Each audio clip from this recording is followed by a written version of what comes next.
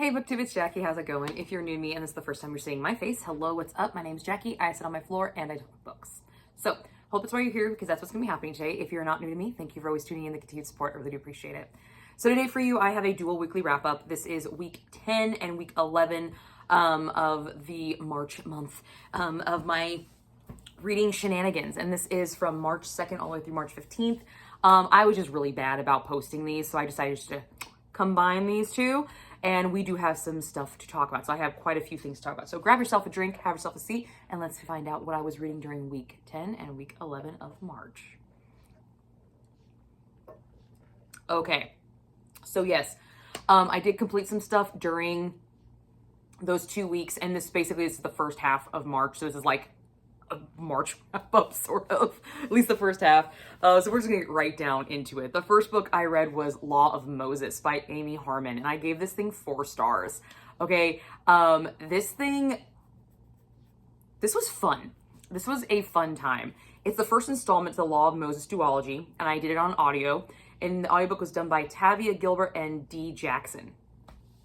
Paranormal romance, interracial romance, second chance, death of a child on page, death of a grandparent, and we do have some fade to blacks. I don't know if this is Christian fiction. I'm not quite for sure, but when I was looking for a Christian romance book, this book came up and that's why I picked it. So it's not labeled as Christian, but there's a lot of Christian influences in it. There's a lot of church speak. There's a lot of God speak. So if it is, it's very much on the outskirts of that genre, very much on the outskirts. So there you go. So a quick summary is we have Moses, who is ironically, he's a thrown away baby. And he was left in a dumpster by a crack addict. Okay. So that's where our story starts off. Yeah.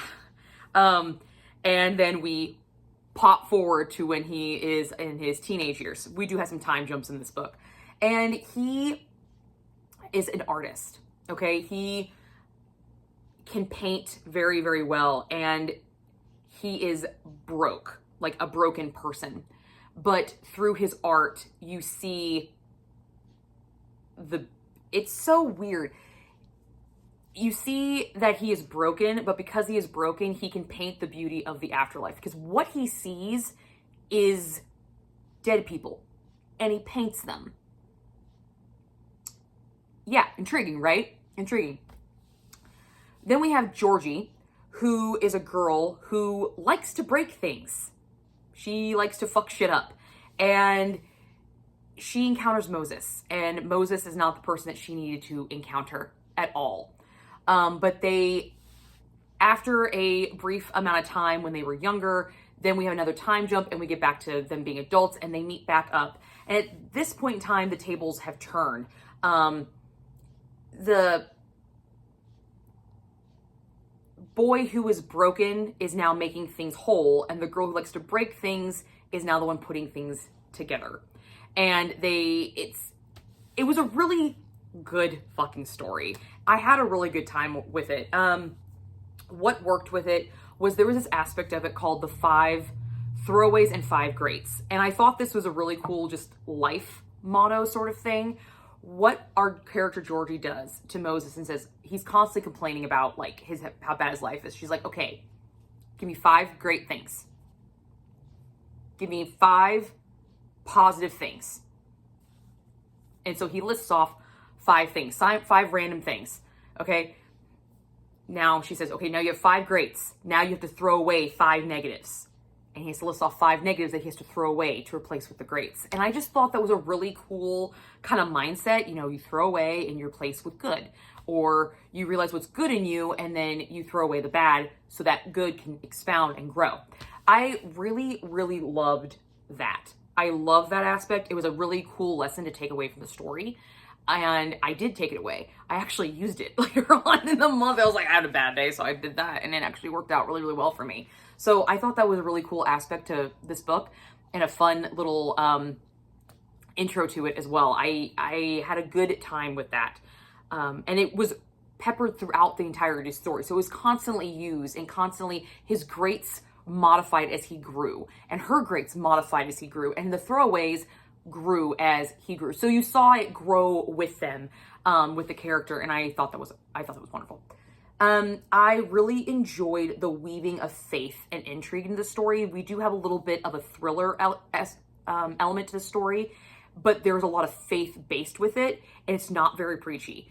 That's the reason why I don't want to declare this Christian romance. Not that Christian romance is preachy by any way, shape, or form, but there can be some preachiness in it. If you're looking for something that has a lot of faith in it, but doesn't really give you Bible verses, prayers, things that it's more of like a spirituality element, I think this is a really good fit for you. That's why I kind of say it's on the outskirts of maybe Christian fiction, because it doesn't really fall under a lot of the main parameters that I've noticed a lot of Christian fiction declared author and books fall under. But there is a lot of reminiscence to it, a lot of spirituality in this book, a lot of spirituality, and I think in one form or another, you can appreciate it. If you are a religious person, I think you can appreciate the spiritualism in this and understand that it doesn't always have to be straight Bible stuff. So I thought that was really cool. I enjoyed that element. It definitely made some of the darker elements of this story a little bit more palatable. That's the word. I can never remember that fucking word. Palatable for me, but at the same time, I still kind of got that feeling that it's all going to be okay, that sometimes I need from religion and I need from spiritualism. So I feel like this is a very spiritual book. I wouldn't say it's very outskirts Christian fiction, if you get my drift. I love the theme that broken is beautiful. I think that was awesome. That is a theme that's throughout the story. You see it with Moses, you see it with Georgie, you see it with Moses' pictures, and the way the artist portion of this is described during the painting. I would have loved to actually, like, I listened to this book, I would have loved to see the paintings themselves. I saw them visually in my mind, but I would have loved to see what the author was really interpreting. So if you are a lover of art, I think this is something that you guys could actually appreciate, just because, especially if you're a painter in any way, shape, or form. And this is like graffiti tag. So not just regular paint, but like graffiti tag, but he also did regular paint as well.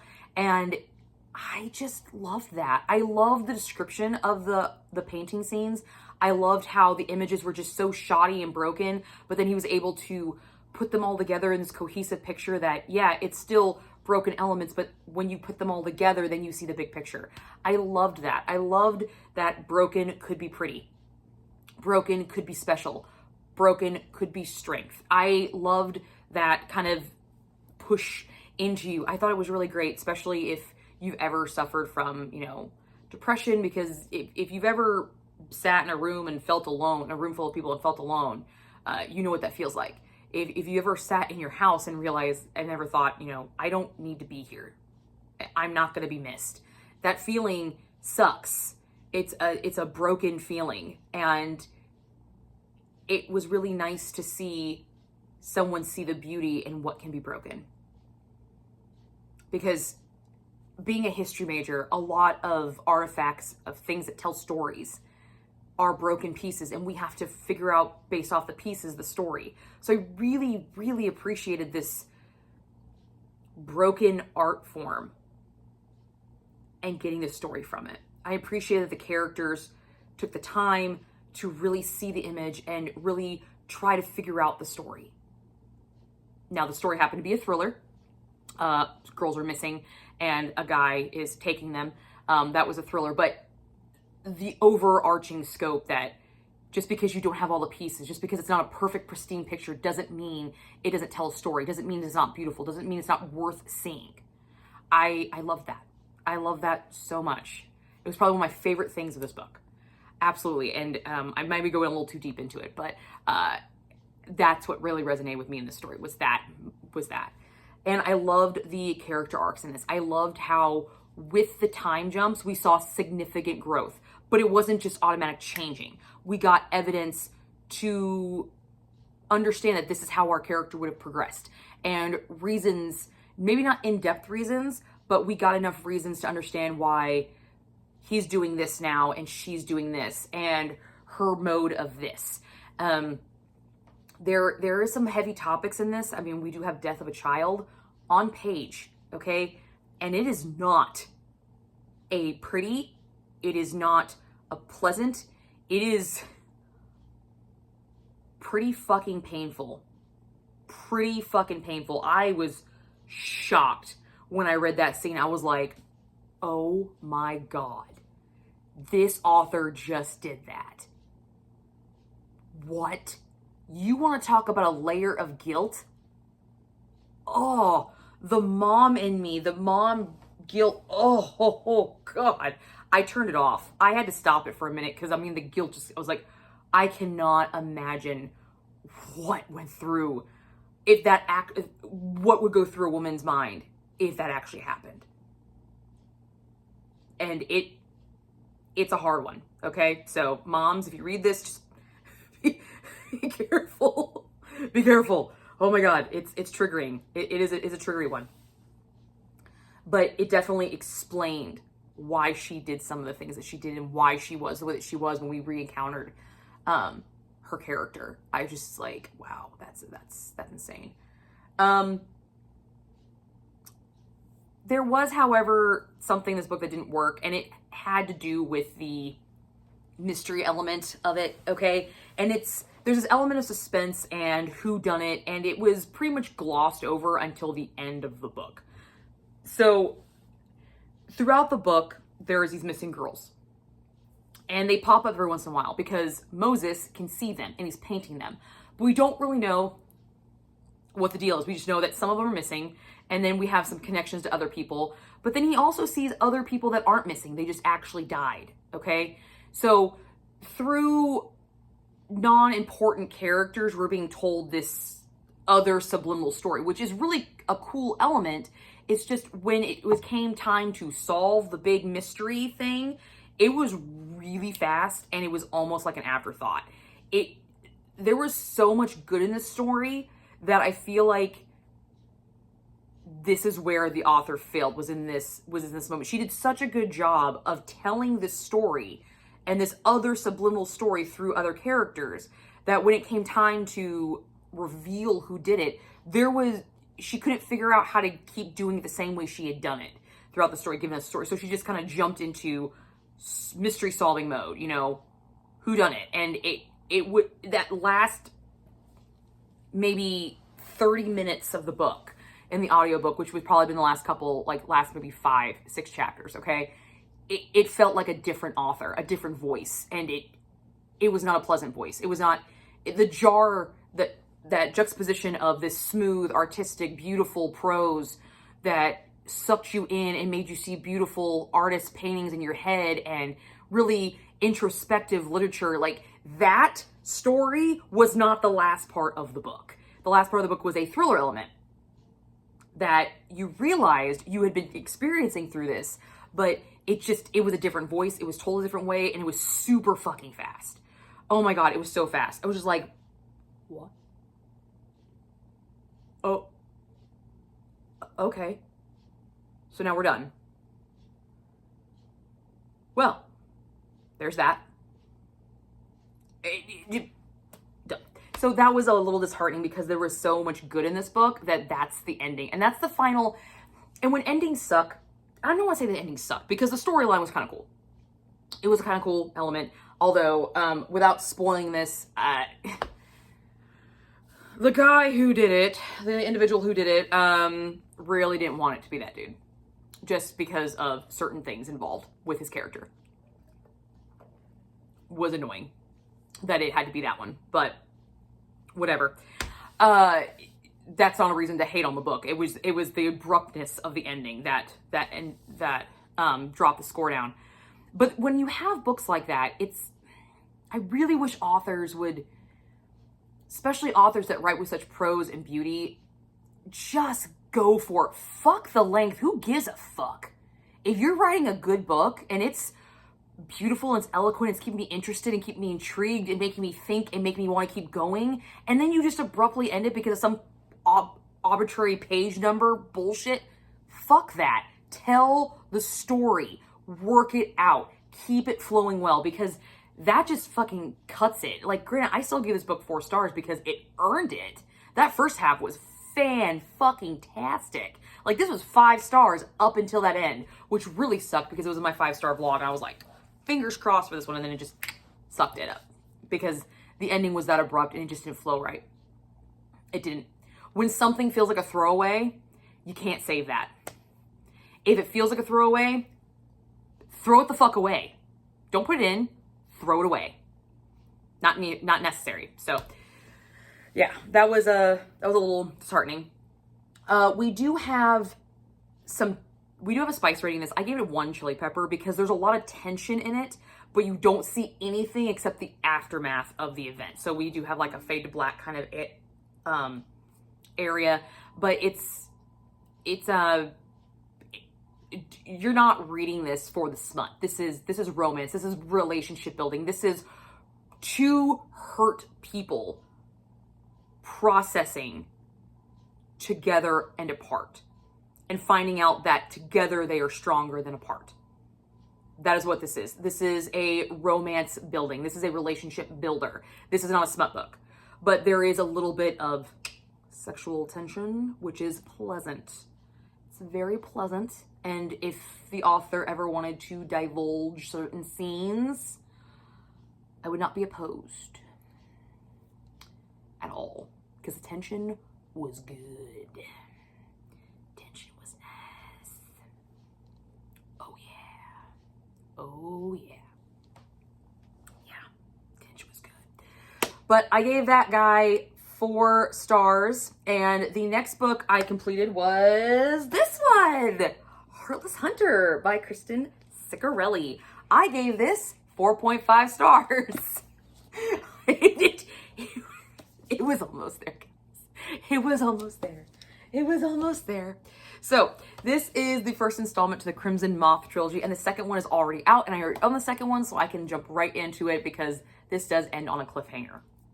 We have an enemies to lovers trope, paranormal romance, blood magic. Yep, we got some blood magic. Cliffhanger ending, of course. We do have a love triangle-esque thing going on. Okay, we have one. And we have a lot of deception. Okay? So, Rune is a witch who hides what she is behind a facade of a vapid socialite who was adored by the New Republic after turning her grandmother in during the Purge. Okay? She turned her grandmother in for being a witch. But she herself is a witch.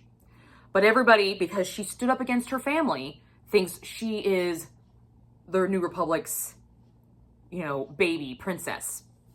We have Gideon, who is the captain of the Blood Guard and is hunting the Crimson Moth, who has been a thorn in his side and has been rescuing witches since the Purge began. The Crimson Moth rescues the witches that they have captured before they can be purged and saves them. And he is hunting this bitch down. Okay? Hunting them down. Rune needs help saving some remaining... You learn very quickly that Rune is the Crimson Moth, okay? You learn very quickly that it's her. That's not a spoiler, okay? If it is, and you think it is, I'm sorry, but you learn it, like, in the first part of the book. Like, it's not hidden, okay? She needs information to help save the remaining witches, and Gideon knows based off of who the Crimson Moth has saved, how they've gone about saving them, that the Crimson Moth is someone who is hiding in plain sight. So they decide to mutually use each other without realizing that they're mutually using each other. Okay? And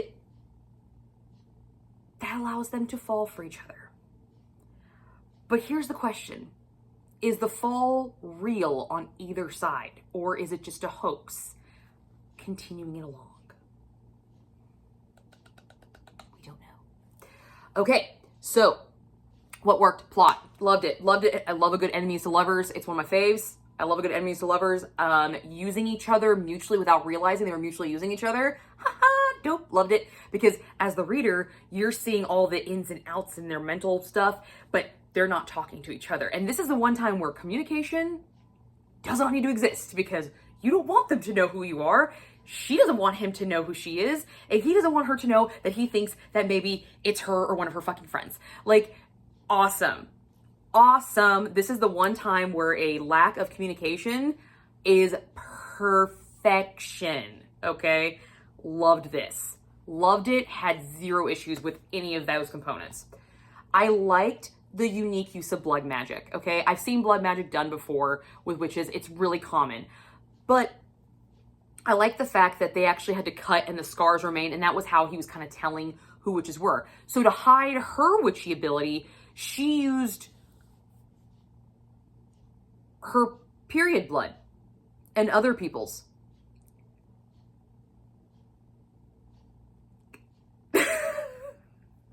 At least it's good for fucking something. Like, I heard that and I was like, okay, all right. Let's play. Let's go.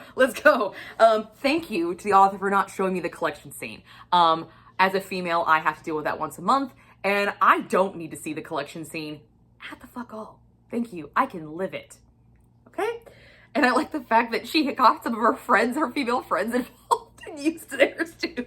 I was just like, I can just imagine that conversation. Be like, hey, can you collect your period blood? Because I need to do it for magic. Thanks. Girl, I got you. Those are some friends. Those are some tight friends, okay? Those are some tight friends. Just saying. You don't know real friendship until you've removed a friend's diaphragm or used your period blood for spells.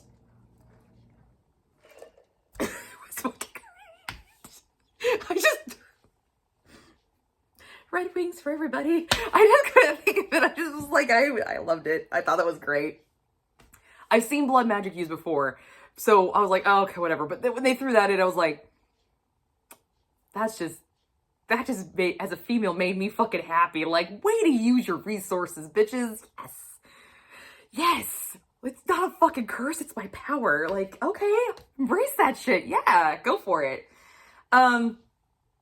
I loved how the deception throughout the book kept you guessing. So there were so many twists and turns and deceivings of people deceiving this person deceiving this person, that I almost felt like I, at one point in time, needed to make a map of like who was on whose side and like who wasn't. Like, nobody's friends in this book. They're all frenemies. We're just going to say they're all frenemies at this point because there's so much lying. There's so many covering asses, but it's not always just lying to be mean. It was like some of them were lying to protect the other person. But by doing that, this person had to lie about something else to protect this person because they found out the truth. And then this person was like, oh shit, I've got to overcome this. And then I got to do this lie. I'm not a big fan of lying. I hate lying, but in this instance, it was hilariously done and well done. I had a great time with the amount of deception in this book because it was all warranted. It wasn't just lying to lie. It was lying for protection, for safety. And there were consequences for every single one that came out. That's the difference. There was consequences. Yes, they were lying to save their asses, but there was consequences when it came out, and they had to override those. So sometimes when the truth came out, it kind of made all that bullshit worth it, because it was like, oh shit, oops. I loved the tension between Rune and Gideon. Oh my God. From the beginning to end, I wanted all of it and more of it. This toggle between lust, angst, fear of being caught. It was just so potent and so just intriguing. I was just like, gimme. Give me a man after midnight and make it fucking Gideon, because damn, that was awesome.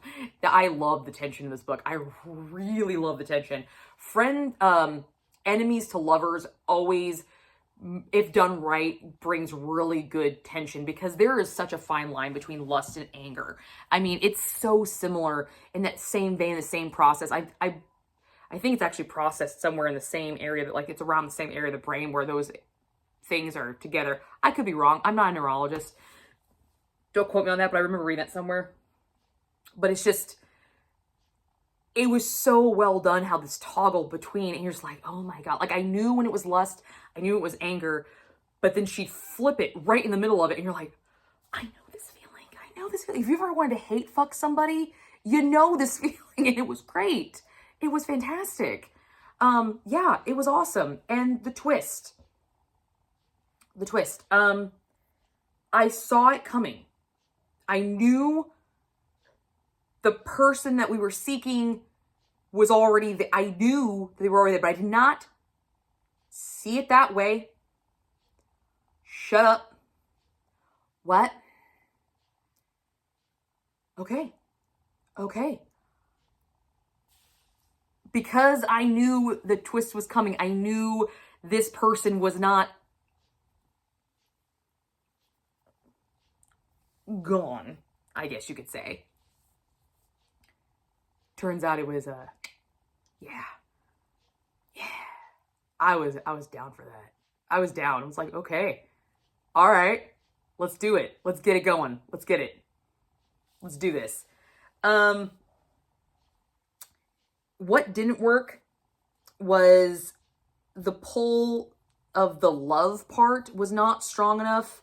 So it really didn't give the anguish to that final scene that it needed. The lust, the anger, the torment, the deception, oh my God, on fucking point. But the actual like love where it had changed, that moment where it's changed from enemies to love, that was not strong enough.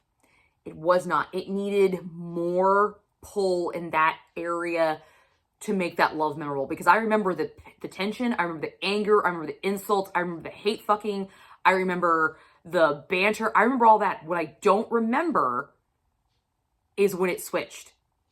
I don't remember it switching. And it's not because I didn't see it. It's because it wasn't really given to us. We're supposed to assume that after all this that it turned into, and the other shit was so good that you needed a moment to actually catapult it over, because she did such a good job writing this previous, and that's great. That set the play, it set the groundwork, fantastic. But to really solidify that love component, you need that catapult. If you do it so well in the beginning, you make their enemies so good, you need a catalyst. You need a moment where it fucking changes. You need it, and it just didn't. The moment we were given was not strong enough for the amount of work she put into it. We either needed more moments or a stronger moment. So that was the thing that hit it, that knocked it down. Spice rating, I gave this 2 chili peppers. Lots of tension and angst. Lots of it. And it wasn't very graphic, but you know what's going on. Okay? You know what's happening, but you don't really know. But if you have common sense, you know. Okay? So, yeah, 4.5 on that guy. Had a really good time with that one. So that's what I completed in week 10. Now we're going to hop over to week 11, which was from March 9th to March 15th. And I completed Oracle by Andrew Piper. Looks like this. Unfortunately, I was hoping for this to be really good. It was not. I gave this a 2.5. It was an audiobook done by Joshua Jackson. Straight up, going to be honest, picked it because of the audiobook. Okay? That's why I picked it. Thanks. It's a psychological thriller. We have murder, graphic language, and paranormal. I was very in a paranormal mood in March for some reason. Looking back on this, definitely very paranormal-esque. Yep. So we have Nate Russo, who is a seer, okay? And by touching people, he can locate lost members of their families. So if my husband was lost, Nate Russo would come to me and he would touch me, like hold my hands, and he would see in his brain all these visions of the member that I'm focusing on, final moments of when they're trying to locate, at least the last couple of moments. But they're, again, just random pieces. They don't mean anything until you put them together. Okay? And he's working with the FBI to save victims that are being buried alive. Okay? But the last victim that we're focusing on brings him back home, where an event happened that caused him to be a seer, where he encountered the Bone Man that gave him this power, and everything kind of comes to fruition because we find out that all of these cases are linked for multiple reasons, and it's not the reason you think. Okay? What worked? I liked the idea of this story. I liked the fact that it was kind of like, okay, so if you've ever seen, fuck, what's that name of that movie? Oh my God. How do I not remember this? It's one of my favorites. Shh, son of a bitch. Ethan Hawke's in it. Boogeyman's in it. Oh my God. I can't remember what it is. It's right here. I'll put it here. If you've ever seen this movie. Okay, so premise of this movie is one kid from every family is chosen and like offs the entire family. But there's ties-ins. And it's the tie-in that's crazy. Okay, that's the part that we're trying to dig for, is like, how are all of these different murders, different time periods, different cities connected? Okay, and the connecting factor is something so minute, something so small that you're like, holy shit. Something you don't even think about. Sinister. Am I right? Anyway, sorry. This is how it works, guys. No cuts, okay? Anyway, so we're doing this, right? And we're going through this book, and we get to this point where the Bone Man comes in. And you're starting to get this, I started to get the sinister vibe. I'm like, oh, is this it? Is this it? And it turns out it's very something similar to this, okay? To this element. And I liked that. I thought that was cool because I saw it in a different view. And I liked the way the seer worked his powers. Like, he couldn't directly see the person. He could see what the last person saw and then putting the pieces together. However, that's where this ended. For me liking it. What didn't work is the fact that what I really enjoyed about this book, I'd already seen before. I'd already seen, and this movie came out well before this book was written. So, and it's, the tie-in is way too convenient. Way too, it's different, but it is literally first cousins, okay? They're not siblings, but they are fucking cousins. They are related. Legit, okay? So it was, no, I was not happy about that. Like, I like that because that's why I like this movie, but homage and then do something else with it. And what was done with it was not strong enough to separate this, okay? So once I figured it out, I was like, oh, great. Cool. There's no resolution. Also, there's no resolution. Like, we solve the problem, but the problem is paranormal related. So, how do you get rid of it? You don't. Now, this is the first installment, so I don't know if the second installment, it carries over. Not quite for sure. Probably not going to read the second one. But again, it's also done by Joshua Jackson, but Joshua Jackson couldn't even save this. And that's saying a lot, because pacey, man. Pacey. So, I found myself wanting this book to be over. But I didn't want to DNF it. It was not bad enough that I wanted to DNF it, but I just wanted it to be over. I ended up listening to something like a 2.5 because I wanted it to be over. Like, Joshua Jackson's voice couldn't save this story. It just, I wanted it to be over. So I didn't have a pleasant time with that one. But yeah, I just didn't. 2.5. Now, while I was listening to that, I was also reading Autopsy of a Fairy Tale by Nicole Scarano. And this is the first installment to the Autopsy of Fairy Tale series. And this is a romantic thriller, slow burn, graphic depictions of body horror, and paranormal, and a Beauty and the Beast retelling. So summary, Detective Isabel Emerson left her fast-paced environment in New York City after she was attacked and came to a backwoods small town called Bajka, I think is how you pronounce it.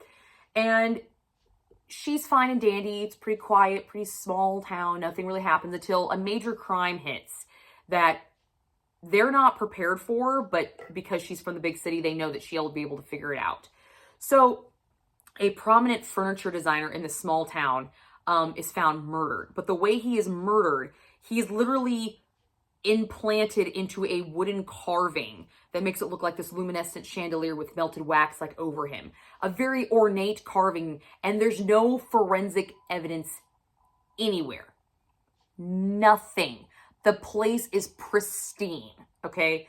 And they learn that a fairly prominent rich guy has moved into an abandoned building, abandoned Victorian house. It's a fairy tale, guys. Remember fairy tale. And he is connected to this. So now they start this crime and trying to figure out who done it. But there are more things involved because this is the first installment, okay? There is an ending to this, but it is a kind of murder detective series. So is it really an ending? Because there's an overarching plot to every single story. But you have two plots. You have the plot of that book, and then you have like the plot of the series. So we have a continuation of the series plot, but an ending with this one. What worked? And by the way, I think I gave this thing 4 stars. Let me double check. Apparently I didn't write that in my notes because, you know, I'm not prepared.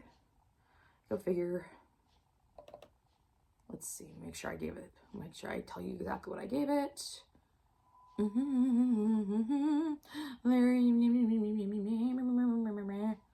you are. Yeah, I give this 4 stars. Okay, so, yeah, so what worked? I really liked the Beauty and the Beast references to this. I thought that was really cool, because there's other murders, and I'm not going to tell you what the other ones are, but the first one, he was built into almost like candelabra, and his arms were molded in a certain way, and there was wax, and his name was Lumiere, anybody? I liked the play on the names and the characters and who they were. I thought that was dope, okay? Thought that was badass. And there was a component with a rose that took the heart out, and I was like, well done, well done. Really enjoyed the Beauty and the Beast references. Had a good time with that. Really enjoyed the kind of detective thriller of this because we're really actually seeing like police work. She's sitting there trying to collect clues, evidence, talking to people. You see the questioning, you see the thought process behind her head. You're seeing all this kind of stuff, but also while you're seeing this detective story, you're seeing this other story kind of lay out, and all these other pieces are starting to form, and they're kind of giving glimpses and windows, almost like a stained glass effect, where when they're put all together, you have this nice pretty picture, but just pieces of glass don't actually give you the story just yet. I really enjoyed that a lot. I enjoyed some of the banter between some of the characters. I thought there was really good banter in this book, and I just like the idea of this, the autopsy of a fairy tale. Like, the aftermath of the fairy tale, breaking it down of what really happened. I think that's kind of cool. You really saw that. Like, we saw the crime, and now we're going to break down this fairy tale into all these different elements, and I'm going to show you, like, when you break it down an autopsy, you go piece by piece, layer by layer by layer. You start at the top, give your description, and you go in, and you pull everything out. I liked that. I liked that the book kind of followed that and mimicked that. And also, there's pictures in this book, okay? I read this on Kindle, and you can see it on your Kindle, and there's pictures of the murder scenes. So you actually have a really good idea of what their descriptions are. And the descriptions match pretty well. Like, I had a pretty good idea of them. I just thought she did a really good job with this book, and the descriptions were awesome. I enjoyed it. I enjoyed the character of Belle. I thought she was pretty resilient and kind of a spitfire with a little bit of a dark past that we're only getting bits and pieces to because we are carrying her through the rest of the story. So there's a lot of room for her to grow. And you know going in that this is a series. It's not just like a one and done. So, because this series is already completely out. And so I knew that she would be growing. So I enjoyed the growth that I got from her. I enjoyed the character that I got from her. I enjoyed her mentality and just kind of her precision for looking for things. Really enjoyed that. And I enjoyed the fact that even though she was so precise, she still missed things. And her partner was useful to a point. To points. But what didn't work? So the very ending, when the big reveal happens, the way they make it look was kind of rushed. And I was like, you had this really good, intriguing story that I was connecting with, and I was digging in and I was dissecting, and now you're just gonna quickly give me some, this happened in the past, I've always been tied to you, so I'm here now, and that's how it's gonna be, and I've always known this woman was here, she's an evil witch. Huh? That's it? Like, what? Like, you could have still kept that Beauty and the Beast theme and pulled it out more. You kind of cut it and just X'd it out. Like, I feel like she could have incorporated the Beauty and the Beast story more in the ending, for sure. And she didn't. And that kind of sucked. Because I was like, damn. Because you had a really great premise and you had a really good idea of breaking this fairy tale and, like, really just dissecting the fuck out of it. And now you're not gonna put it back together. You're just gonna say, here's my jumping off point, and now I'm not gonna do the rest of the story. I'm just gonna do the first part. Well, I want the whole fucking I want the whole autopsy, goddammit. I don't just want the heart. I want the head. I want the whole fucking thing. Give it to me. Okay? So, yeah. Spice rating, there is some tension, but there's not really a spice rating. This is more of a thriller. The romance is building. It's a building kind of story. So, for sure. But that is what I completed in week 10 and 11. I got some stuff done, guys. I did actually read some stuff, so there you go. But that's what I got for you guys today, and I will see you guys all soon with another video.